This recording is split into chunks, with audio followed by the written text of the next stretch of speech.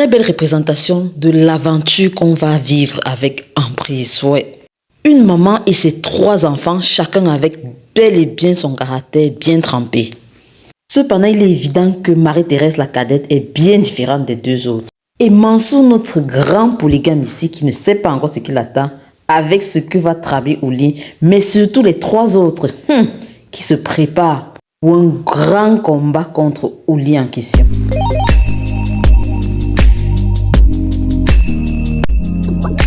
Bonjour les amis, avant de commencer, n'oubliez surtout pas de liker la vidéo, de vous abonner, mais surtout d'activer la cloche de notification. Mes amis, ce premier épisode commence fort, oui, parce que la première image qu'on nous montre là, c'est le sang. Une Rama en action, il y a meurtre. Mais Rama, elle a tué qui? J'espère que ce n'est pas une chèvre, hein? Parce qu'on veut le vrai meurtre, comme ça on nous dit ce que ça va donner après.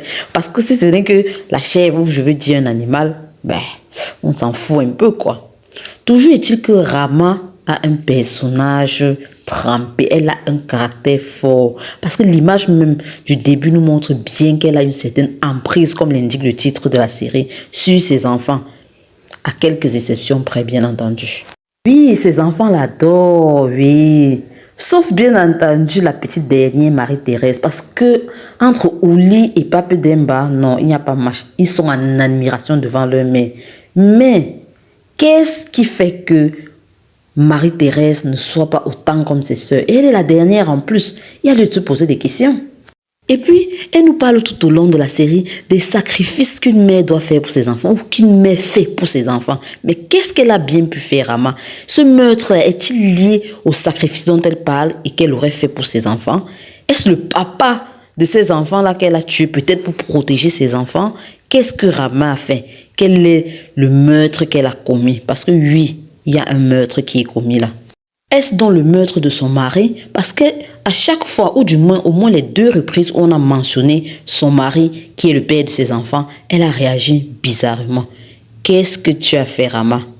Sa fille Ouli, quant à elle, la première née apparemment, qui serait la 4e et la dernière épouse d'un richissime nommé Mansour, ne perd pas de temps pour attendre, hein, parce qu'elle vole la vedette à ses co-épouses. Et oui, au point où on en est, elle leur vole la vedette jusqu'à ce qu'elles sont prêtes à se préparer là, à se mettre ensemble pour la combattre. Mais qui es-tu, Ouli? Et les conseils qu'elle reçoit de sa maman. Mince alors, ma fille, tu dois faire un fils.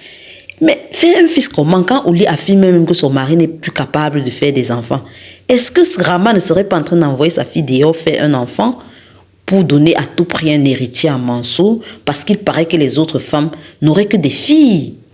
Une chose est sûre, Ouli semble une fille douce, mais elle n'est pas si fragile que ça. Oui. Elle peut avoir plusieurs tours dans son sac. Attendons de voir. Est-ce qu'elle prendra les conseils de sa mère à la lettre? Est-ce qu'elle va aller de front contre ses co-épouses? Ouais, ainsi, parce que là, ça va chauffer, c'est sûr. Les co-épouses, bagarre entre les co-épouses. Ouais, c'était cette paix de la polygamie là qu'on aime bien voir, qui malheureusement n'a pas toujours de bonne fin. Pape Demba, quant à lui, serait un garçon très brillant, intelligent. Et d'ailleurs, il a eu une promotion dans l'entreprise où c'est son oncle qui est effectivement le directeur. Mais l'oncle là, c'est le frère de la mère ou c'est le frère du père. L'est ainsi. C'est un garçon à première vue très calme, très posé, qui a d'ailleurs sa petite fiancée là au calme. Une petite fille douce, tendre, qui ne dérange pas et qui est appréciée de la famille. D'ailleurs, elle aussi, elle le rend très bien. Elle apprécie aussi sa belle-mère et ses belles-sœurs. Oui, mais Pape Demba, de toute façon, on a vu comment elle a été invitée quelque part là et qu'il y a une fille qui tournait autour de lui. Ah, espérons seulement qu'elle ne va pas venir gâcher le mariage ou du moins le futur mariage entre Pape Demba, oui, et Diarrhée. Surtout que la danseuse à question, Souké à l'occurrence, semble bien tourner les reins, oui, et on a vu toutes les émotions par lesquelles Pape Demba est passé là quand il a vu arriver la jolie fille. Marie-Thérèse la cadette, dès le départ, on sent qu'il y a une certaine tension entre elle et sa maman Rama, ou du moins qu'elle n'est pas très accrochée ou en admiration sur le charme comme ses 2 aînés. Oui, fait genre désintéressé, ils exagèrent avec tout. Et voilà. Et on a même vu le cadeau qu'elle donne à sa maman. On ne sait pas, ce serait un très beau cadeau. Mais le fait qu'elle ait mentionné son père, ou du moins qu'il y ait son père sur ce cadeau qui en réalité était un portrait photographique, la maman a réagi d'une manière violente. Et sûrement, ce qui a confirmé dans la pensée de Marie-Thérèse tout ce qu'elle pense déjà de sa maman. Oui, parce qu'elle n'a pas apprécié son comportement.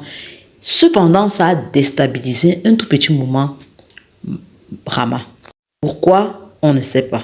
En tout cas, allez, on va tenter les hypothèses. Est-ce que, malgré le fait que elle n'ait pas connu son père, parce que oui, Pape Demba a précisé là que son papa est mort quand elle avait que 2 ans. Donc du coup, elle n'a pas eu l'affection de son père. Les autres ont mieux connu leur père qu'elle.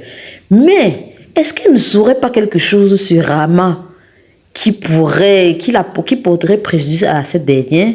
Parce que oui, la façon dont Marie-Thérèse considère sa mère, la relation qu'elle avait avec sa mère, c'est comme si elle lui reprochait quelque chose.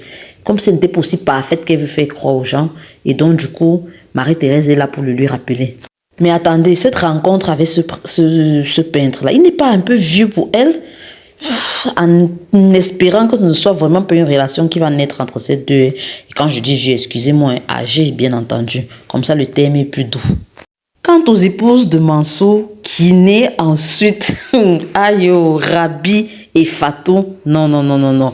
Elles semblent se préparer à sortir un sale coup contre Ouli. Oui, parce que Ouli est une fille prétentieuse. Et les 3 premières la disent, mais celle-ci là, elle vient nous trouver, elle veut nous dépasser sur ça. Non, ça ne va pas se passer comme ça. Mieux on s'allie pour la combattre. Et oui, malheureusement, c'est comme ça dans beaucoup de foyers polygamiques. Hein.